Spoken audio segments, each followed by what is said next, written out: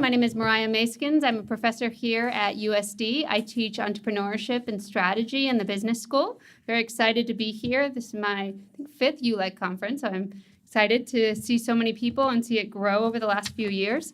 I'm going to be the moderator for this panel, so hopefully I'll be doing very little talking, and there'll be much more questions from the audience. Again, as Mike Lawless spoke about, the idea is that it's an interactive session and that you have the opportunity to ask a lot of questions. So we'll just start off by focusing on the prompt for this session. What I'd like all the different panelists to do is to briefly introduce themselves, talk briefly about their company, and talk briefly about the prompt, what I would tell my 21-year-old self. And then we'll open it up for the audience. So we could just start here with Jeff Adler. Okay. Hi. I'm feeling uniquely short right now. My name is Jeffrey Adler, and I am until very recently, a 16-year veteran of a retail upstart founded in San Diego called D-Lush, which was a handcrafted specialty drink company with a very much socially facing devotion to enriching and inspiring the lives of kids. After 16 years, which is about 11 and a half weeks ago, I stepped away from that place in my career and am preparing to embark on chapter 2 of my life, which is we're still trying to figure that out, metaphorical we, but that's hopefully going to be in the health tech VC space, to be determined. Do I answer the question now? If I were 21? That'd be great. Okay, sure. So if I were 21 times 2, plus a few right now, if I were 21, if I could divide it in half, I would probably do a number of things differently. But I suppose if I were to pick one, I would, so I would believe in myself, or your millennials, I believe in my selfie a little bit more than maybe I did when I was that age, trying to kind of really harness a true sense of belief in self, in certainty, and in the power of visualization. Thank you. I'm Jessica Court. I just completed the MBA program here in August. Very exciting to be an alum. I started Lacy, which is a compact washer dryer for bras and delicate garments. It's in prototype phase. And the first thing I would have told myself at 21 is to start everything with a joke, every public speaking engagement with a joke. That is a great lesson I learned, and I'm not very good at it yet, but I'm working on it. The second thing is structuring everything in threes. People are very good at remembering 3 items at once, no more, no less. And the third thing is that we are often told that we should go after the thing that we dream about the most and keep fighting for it no matter how difficult it is. But the thing that I have learned is it's better to focus on the things you're willing to sacrifice. So if you want to create a product and you're driven to be doing it, you have to be willing to sacrifice making money and maybe even having savings. If you want to travel the world, you have to sacrifice being far from your family. So you have to figure out, in balance with your dream, what are you willing to give up for even a short time or potentially the long term? Hi, everyone. My name is Anna Bermudez, and I am the founder and CEO of Tagit, the mobile app that very soon we will all be using to buy items from our favorite TV shows or probably TV moments or award shows. And the company actually created the technology that television networks and media companies are now using within their platforms to further engage their viewers and sell their retail partners' products to the TV viewers. So it's been an incredible entrepreneurial journey. It was about 3 years ago. And in those 3 years, looking back at my 21-year-old self happens constantly. And certainly I echo a lot of the things that have already been shared. But one that's been in my head a lot these last couple of days is that there is opportunity in the gray area. At least when I was very young, I always thought it's either black or white and there's nothing in between. That movie from a long time ago, you choose one pill or the other, and the effects are very different. Well, in the gray area, there is opportunity to experience either A or B or a combination of the two. And it was in that gray area and pursuing my dream, if you will, in spite of my fears and my self doubt, that I followed my dream, gave up corporate America, gave up my income, and quickly started losing my savings and realized that looking back at it now, 3 years later, the gray area was amazing. My name is Gina Champion Kane. I'm a recovering real estate developer, and fortunately, I'm getting back into that realm. But started my career in corporate real estate, corporate commercial real estate. Worked for one of the largest real estate companies in the world as at the time, the youngest executive and only female at that level, and quite fascinating because real estate development really is not known to be a female-oriented career path. But it's something I always had a passion to do, and I was told when I was a girl growing up, my parents never really let me believe that there was something called the glass ceiling. I didn't understand what that meant. I thought I could accomplish anything in the world, and I really learned the hard way when I decided to go into this career path where I couldn't figure out why I was the only one wearing a skirt in the board meetings, and it was, all men. But it was, went through that career. I'm best known in San Diego for building the House of Blues downtown. That was my first project I did on my own when I left corporate America. And again, another uphill battle all the way, but very, very rewarding. I have since now, because I'm obviously insane, decided to go in the hospitality business, and I own about 9 restaurants right now. I have some boutique hotels.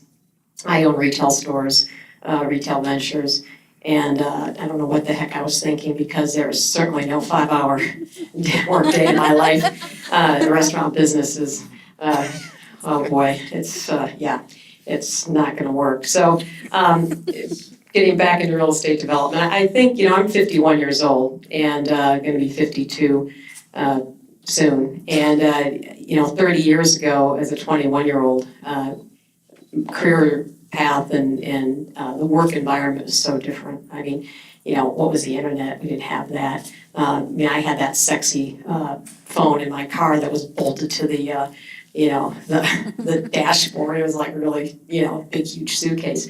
But I think what I would tell myself is that try to fail. I was such a perfectionist to a very negative degree. I was so afraid to fail and so afraid to look vulnerable or bad in front of these men who really, and I love men, I'm married to a great husband, and I love my dad, and not that I'm bashing them, I'm just saying that I was so fearful of looking weak and being that woman. I mean, I play golf that way too. I play golf really quickly because I was always told you can't play slow golf. You women, you're so slow, you can't keep up. Well, I like play golf like I'm, running a marathon. And it's like I'm almost too quick. And I approach my swing on the golf course the same way. I'll look at it and I'll say, okay, how am I failing? Why is that drive so bad? And I go on the driving range and I try to do something poorly. I try to recreate that bad shot. And I thought about it, the other day when I was thinking about this question. I thought, it's exactly what I would tell myself at 21 years old. Try to fail. Just go out there, go on a limb, try to do it. You'd be crazy. Go to that gray zone. She's exactly right. I mean, that is something I never would have even thought of. And I think if I had done that, I probably would have been I would have been more successful earlier. I truly believe that. And I think that it would have caused me, I would have found a lot more happiness in the workplace. That's okay. I guess we have to use this. Hi, I'm Neil Reisman. I work at the Tavistock Group. Most people have never heard of the Tavistock Group. We are a private investment firm with investments all over the world, many billions of dollars invested. I will not take credit for most of it. We have a lot of interesting businesses. We are in real estate development. We're developing a 7,000-acre medical city in Orlando called the Lake Nona Medical City. We are also own a lot of companies in the financial services, including one of the top 20 mortgage servicing companies. One of the companies that we own that gets a little bit of more interest from people is we own the Tottenham Hotspur in the Premier League, which is in second place, just beat Man City 2-0, in case you didn't notice. We also have a biotech business, which is why I came to San Diego originally. We have 130 restaurants, so I can understand why 5 hours is difficult in some industries. We're in a lot of other things that I'm sure I'm forgetting, including stuff that I work with, energy. We also are in the agriculture business. We are the largest investor in a company called Australian Agricultural Company, which is the largest cattle company in Australia, with just under 17 million acres under its control and a little over 500,000 head of cattle, the largest Wagyu herd in the world. What do? I'm more on the investment side. So whereas all these other people do stuff, I invest in people doing stuff. So my perspective is gonna be a little different than theirs. I mean, I've worked hard and I would love to work 5 hours a day, and I will eventually. It'll called retirement. But working smarter is very important. And I would have liked to have an unusual thing I was gonna say, but I think what you said is probably the most important thing I could tell people, which is don't let fear control you. Maybe it's the same as making mistakes, but you learn from mistakes. You don't learn from doing it right. And you're gonna make mistakes. If you learn from them, that's great, because we always told people at businesses, you can always make a mistake once, at least of one type. Another thing, though, I think is important is that communication is so key to anybody who wants to be an entrepreneur, because you can have the greatest idea, and if I don't get it, you don't get it. And there's no such thing as casual conversation. Every conversation, you have to be direct, you have to be an active listener, you have to be an active communicator. And in presentations, everything that you do, it's important to understand that I need to understand what your thoughts are, and if you think I'm stupid, so be it, but you're not getting my money. So, but I have lots of other things on this list, but I'm only allowed to do 2, so. And by the way, I don't think my 21-year-old self would have listened to me. Okay, so what would I tell my 21-year-old self? I think the biggest thing is that you don't realize, sometimes you think when you're young, you don't have any assets. Like, what assets do you have that are leverageable? And I think those assets completely change throughout your life. But I think the reality is you have just as many assets right now as you will 30 years from now, even though you'll have experience and other things, because some of your other assets start to diminish. And a good way to, the weird thing is you just think you don't have any assets that are leverageable, but you do. So there's this story, and I'm going to slaughter this because I'm retelling a story from my bad memory, but I think it was called the prisoner's dilemma or something like this. And it was basically about this guy in a prison cell that he was in jail, right? And the jailer was smoking cigarettes, and the guy said, I'm going to get that guy to give me a cigarette. And this guy said, there's no way you're going to get me to give a cigarette. It appears that this guy is in no position to get this cigarette from this jailer. But he says, here's how I'm going to do it. And then he starts banging his head against the wall, right? So, violently, and then there's blood going everywhere. And the guy said, okay, just stop, here's a cigarette, right? And so he got this cigarette. So he was in a position where most people would think, this guy has no power, this guy has all the power, yet this guy could get him to give him a free cigarette. So that's how you have to think of everything when you're young, I think. So you don't have a lot of experience and you don't have a lot of money. But what you do have is you have a lot of energy and you have a lot of free time. And you have a very low burn rate. Now that's a critical thing in business because, I started my business when I was 31, my first business, the poker chip business. And then I started this second business when I was, 37, 38, something like that. But my burn rate had gone higher and higher and higher, and it becomes much more difficult to jump off and start a business. That's why I was like job hunting. As I already had a successful business, I'm looking to start a new business, but my expenses are so high that I'm having to job hunt. I guarantee if any of you guys that are in school right now, you guys can live on top ramen with 3 roommates. You have no expenses. You don't know how much of an asset that is, especially if you're looking to start a business. That is more valuable, I think, than money, especially in today's world, because technology and all of this stuff off the shelf is very cheap. It's cheaper than ever to start a business. So that's the big takeaway, is you want to always analyze your life and say what assets do I have that are leverageable now? And how is it different from 5 or 10 years ago? So to my 21-year-old self, saying I have a low burn rate, I have a lot of free time, and I have no job.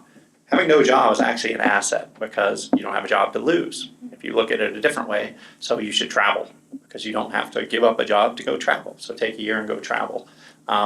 You have a lot of free time, so you should pursue businesses that just require, you don't have any money, but you got a lot of free time. So you should pursue businesses that require your time but do not require money. And that's a different set of businesses that somebody that has a lot of money will look at. And so you're going to have an advantage in those types of businesses, like roll up your sleeves types of businesses. And when I started the poker chip company, that's the position I was in. So I literally, just spent an inordinate amount of time writing content about the nuances of poker chips and 500 pages of this stuff on a website. It's something that you would only have to be crazy to do. And no corporation in America is going to do this because you can't pay somebody to do something like that. You've got to be like a madman, desperate to do that. But that ended up being my competitive advantage. So I think that's how you want to look at your life is, what assets do I have now that are leverageable, and sort of think about that prisoner. You're not powerless. You are power. You just got to look creatively to find those. Right, thank you all for that. So we'll open it up for the audience. We have about 25 minutes, so fire away. Any questions? Yeah, go ahead. Okay, what was your first step in starting your company? That was my first question, so thanks. I'll start. My first step was, I was thinking very corporate-like. I was in the finance business, and there was a certain way of doing things there, and so I was trying to copy what I had learned in corporate to start my own business. So it was, let's go talk to a small business attorney. So I remember I took a day off. I went to talk to a small business attorney about this idea and how I was going to go after it, and immediately it had to be done.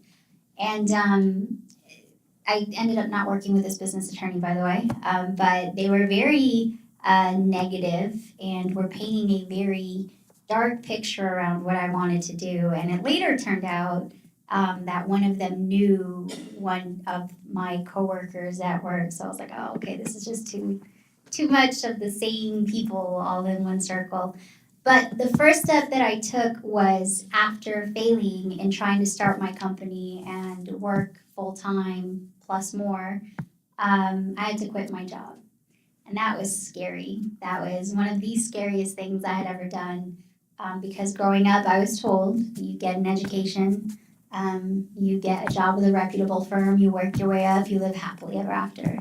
That ended up being a lie in my case, but it was in taking that first step, quitting corporate and identifying myself as an entrepreneur, that actually allowed the creativity and the spontaneity that is required of an entrepreneur to get started.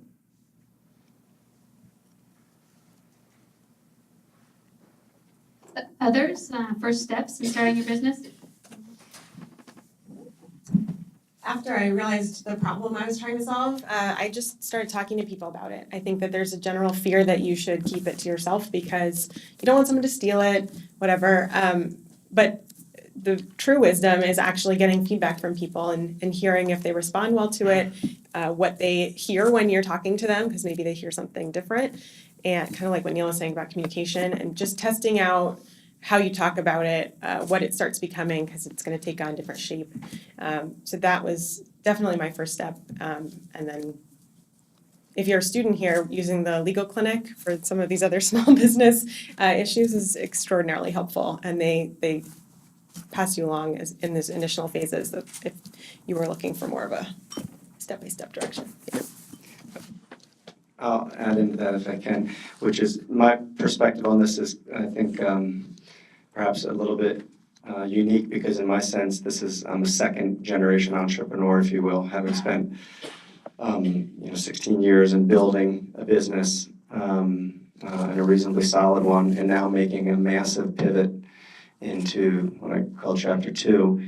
I am restarting and examining what it is I wish to do with the second half of my life. So I would say that tying into some of the 21-year-old lessons that we discussed, with respect to resources, there's something extraordinarily powerful about having the courage to ask for help. And that requires, I think, a special kind of person that can stand up and ask for help without regard to how they may be perceived. So I trust there's a lot of budding entrepreneurs out here, and my guess is that if you had the willingness to check the ego and look in the eye of a person and just say, I want your help. I respect what you've done or what you're doing, and I want to see if you can help me move my ball down the field. That kind of vulnerability, if you will, at least for me, has scored very well, and I think people generally appreciate, if not deeply appreciate, because ultimately what we as more seasoned entrepreneurs can see is we can identify with that way of thinking and being, and that demonstrates a lot of courage. The second thing is with respect to failure. I hate the word, I abhor it, and I think that it ought to be ripped out of the dictionary when it comes to the Wikipedia definition of entrepreneurism, because failure, if you're not failing, then you're not learning, and if you're not learning, then you're not growing, and if you're not growing, you're not going to be sustainable. So by definition, you have to almost seek out failure, as has been discussed, and I think you should seek it out desperately. You should push yourself to the edge, kind of like Bikram hot yoga, 90 minutes, to the point where you collapse and they carry you out on a stretcher, because that's the point where you're taking your mental, spiritual, physical, and emotional states to a developmental level. Okay, other questions? Right, in the front. Hi, Gina, my question is mainly toward you. In a male-dominant workplace, how do you deal with biases toward women? I was in a construction company, and sometimes it was frustrating because my voice would not get heard, I'd get interrupted, no one would listen to me, and I had great points, and they could really be used. How do you deal with situations like that? Well, it's interesting. I think in my case, I'm a really, really stubborn person, and it's a negative of my personality, but I really just would never take no, and I wouldn't allow them to push me around. And what it meant, though, is I had to know, excuse my French, I had to know my shit better than anybody, and I did. And I think that part of it was that I had to go that much harder and run that much further and really grind it out and know my stuff better than anybody. I had to be the smartest person in the room. Even though maybe I wasn't the smartest person in the room, I had to be the smartest person in the room over and over and over again. It was just relentless. And, and because of that, they had to stop and they had to listen. and they had to respect me. And, frankly, my numbers just proved it. My division, my profit center was always, the percentage-wise, was always the number one of the entire company. And, they hated it, but there was nothing they could do about it. I mean, I kept winning and kept winning, and I was just relentless. And I really worked really hard. I understand the whole notion about efficiency and people not, maybe not just being idle. But in my day, 30 years ago, we didn't have to hang out on the internet and shop and do all that kind of stuff. I mean, it literally was, everything was longhand, everything was, you had to grind it out. And it did take that many hours to do the things I had to do. And I was on the road a lot, I traveled a lot, because I had development deals all over. And it was, but you have to just absolutely know your stuff better than anybody else in the room. And when that happens, people, they take notice. I'm not a woman, but I'd like to comment on something. You're not a woman? No. I think one thing that a lot of entrepreneurs don't think about, but it's important that you do, is eventually, once there's a business, you need a culture. And this goes back to the culture. If you're creating your own culture, you have a chance to not have situations like that. Your culture is the culture you created, and it's working. It might not work anywhere else, and might work someplace, might work 100 places. In Germany, it's going to work great. But the thing is you have to remember you have an opportunity to create a culture, and we never talk about that. When entrepreneur, talk about starting a business and doing this and doing marketing, but so many companies that I work with fail because the team doesn't work together. There's no culture, or there is a culture and it's angst, it's uncomfortableness, it's not treating people with respect, and you can do that in business, and I think the most successful companies do. I'll add one thing there too. In business today, because we're going to more of like an information economy where communication is becoming a much bigger asset, emotional, your EQ is becoming much more important than your IQ in a lot of companies. So like most of my company and my general manager is a 25-year-old, girl.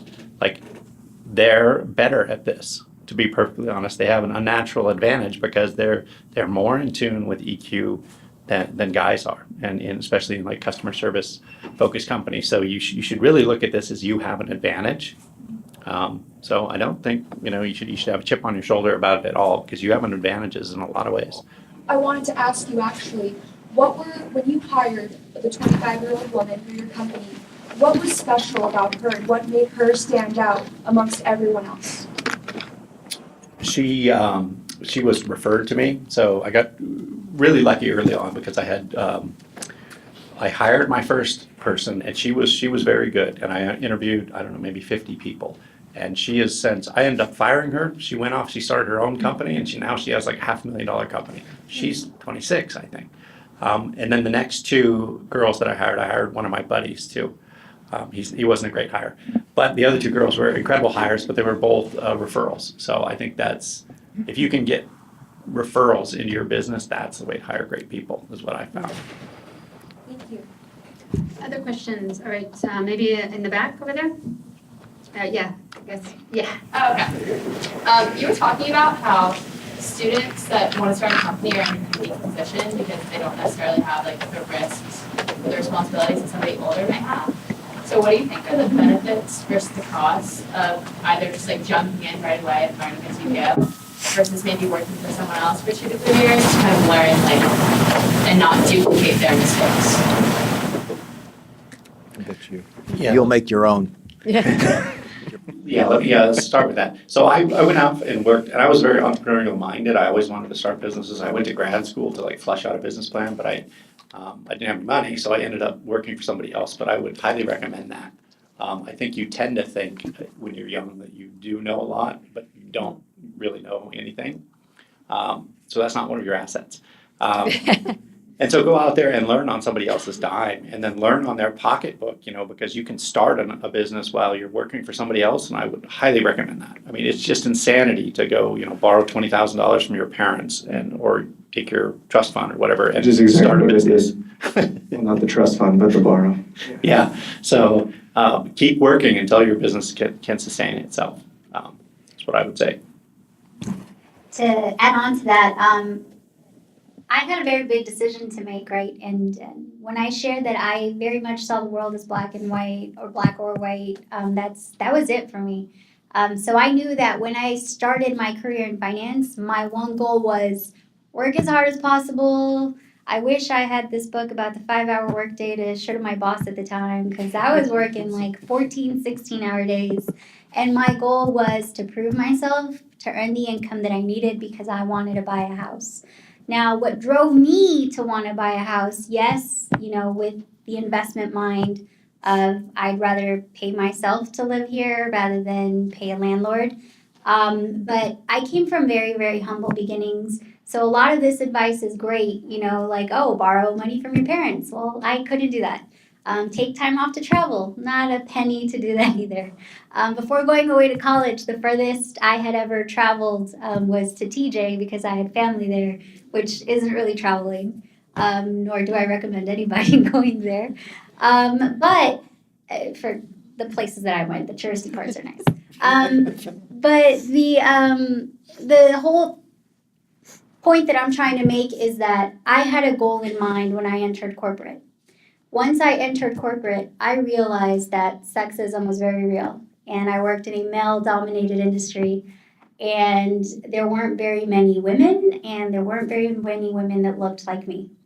And that's where the idea started. Well, this isn't fair, but what am I going to do about it? Am I going to sit here and pout and scream until my face turns blue, or am I going to do something about it? And slowly but surely, I got this idea to start my own business. And then at that point, I was already getting closer to reaching my goal of buying a home. But then I realized, the point that was made earlier, well, now my burn rate is going to be higher because I'm going to have this asset that I'm going to have to pay back, this debt. But I really want to start my company to create a culture that is more accepting of women and people of color, and where we can live in this, workplace that is very equal and giving everybody opportunity. It hasn't been easy, right? I had to find ways to work around my high burn rate at the time, but where there's a will, there's a way. It's very, very true. And if you're an entrepreneur at heart, you find ways to survive whatever the circumstance may be. Yeah, I want to speak to that if I can. One thing's for certain is if you have the itch to add something to the world through business, and by no means do you have to start a company to make impacts to community, right? But if you in fact have the itch, it would be the greatest of tragedy to subordinate that voice and that dream because you're concerned about exogenous factors like what other people may think about you, or whether this is the perfect time to launch, because no such thing exists. If you have it, you need to strike. That's not to say you need to be reckless and bring abandonment and stupidity to your execution. It's to say that there is no perfect time to take to market a dream. But if you have a dream, you got to take it to market. Right here. My question is, do you guys have any routines, mindsets, or affirmations you've told yourself, or you've seen people tell themselves they're very, linked with success? Something that you said visualizations, any other mindsets, affirmations, or something like that have gotten you success? I'll repeat the question. Do you have any routines or affirmations that you find that are linked with success? Yeah, I can address that. And I'm not really like a touchy-feely guy. I think that a lot of that stuff is just nonsense. But when we rolled out the 5-hour workday, we also had to, happiness is a productivity tool for knowledge workers. So we knew that. So one thing we do with our company is we use Slack, and we have a Slack channel that is daily gratitude. And so I learned this from another entrepreneur. When you get up first thing in the morning, you say 3 things that you're grateful for. And if you do this, there's science behind this. If you do that for, 25 days in a row, your happiness level increases by 20 or like 30%. It's like a little stupid little trick. And you can say, I'm grateful for toast or I'm grateful for whatever. And then we do that where we share it with the group. So then everybody sees it. And then you sort of get this sort of ambient intimacy into other people's lives, because it can be business stuff. It can also be personal stuff that they're happiest for. That's like a little simple trick you can do for yourself, but also, for a company. I'm also not the touchy-feely kind of guy, but the one thing that I learned early on, and it's relating to working with teams and working with other people, someone told me you can be right or you can be in a relationship. And that applies to everything. And I heard somebody say that black and white, right and wrong, so many people fail because they are right, but they're ultimately not going to be in a relationship. So just something to think about.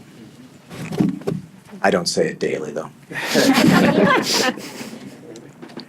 I got this from one of those articles going viral on the internet, so it's not my own practice, but it's speaking to everyone's attitudes about failure.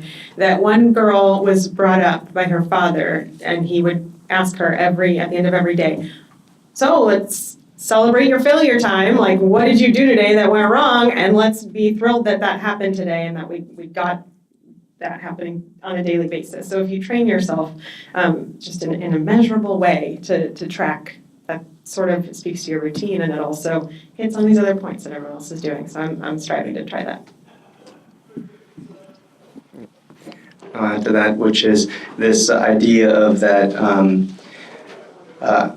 giving is in fact receiving. And so as entrepreneurs, we experience, again, putting aside all the touchy-feely stuff, it's a brutal, especially being in bricks and mortar retail, brutal and unforgiving business space to be in, where cash is king and, sales are paramount through multiple day parts and so on and so on.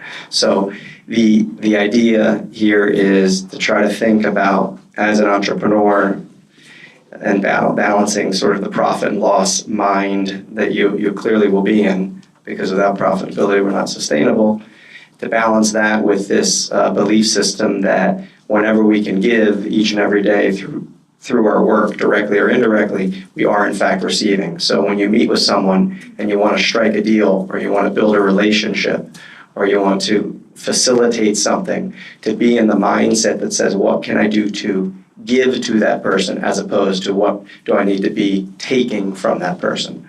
And I think that has a lot of value, and it's worked for me for the most part. Probably have time for one final question there in the middle. Hey, so I was sort of thinking, the restaurant business, when you started off in the first 5 years, has the highest failure rate. At the same time, we have a lot of business students here, type A personalities, hate the failure, hate everything. So we've kind of, come up to this point where I'm in a dilemma, sort of. I want to be a perfectionist because that's what makes you an entrepreneur in the end. But at the same time, can you talk about a failure that you faced? In 2008, you probably got hit pretty hard.